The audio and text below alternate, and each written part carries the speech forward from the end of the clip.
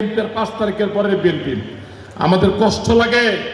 আগে আমরা আওয়ামী লীগের সাথে লড়ছি, এখন দেখি আমাদের মধ্যে গুপ্ত আওয়ামী লীগরা তাদেরকে প্রতিষ্ঠিত করে অনেক ওয়ার্ডে আমাদের বিএনপি নেতা কর্মীর বাড়িতে হামলা হয়। অনেক ওয়ার্ডে আমাদের বিএনপি নেতৃবৃন্দ এই দূষরদের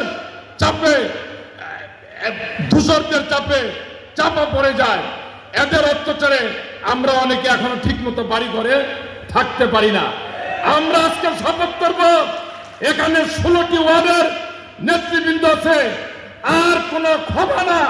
যদি আমার এই ওয়ার্ড বিএনপি নেতৃবৃন্দকে, আমার নেতাকে নিয়ে কেউ কিছু করতে চায়, আমরা সাথে সাথে প্রতিবাদ করব, আমরা প্রতিহত করব, আমরা একত্রিত থাকবো।